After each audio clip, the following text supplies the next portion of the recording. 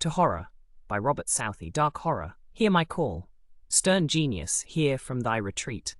On some old sepulchre's moss-cankered seat, beneath the abbey's ivied wall, that trembles o'er its shade, where wrapped in midnight gloom, alone, thou lovest to lie and hear the roar of waters near, and listen to the deep dull groan of some perturbed sprite, borne fitful on the heavy gales of night.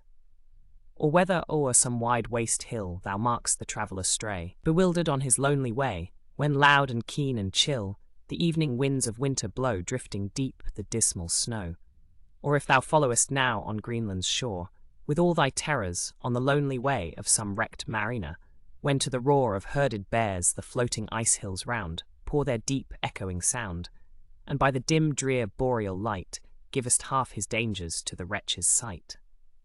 Or if thy fury form, when o'er the midnight deep the dark-winged tempests sweep, watches from some high cliff the increasing storm, listening with strange delight, as the black billows to the thunder rave, when by the lightning's light thou seest the tall ship sink beneath the wave.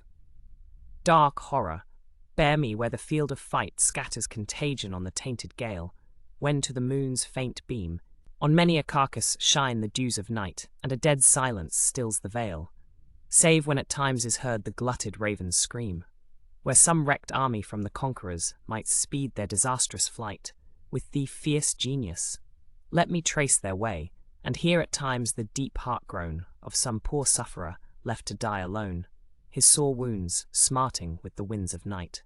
And we will pause, where, on the wild, the mother to her frozen breast, on the heaped snows reclining claps her child, and with him sleeps, chilled to eternal rest.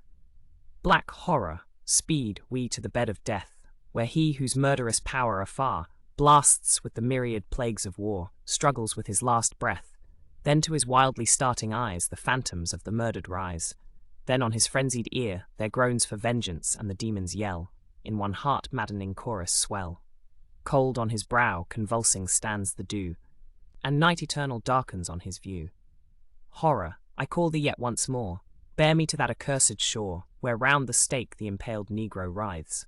Assume thy sacred terrors then, dispense the blasting gales of pestilence, arouse the race of Afric, holy power, lead them to vengeance, and in that dread hour, when ruin rages wide, I will behold and smile by mercy's side.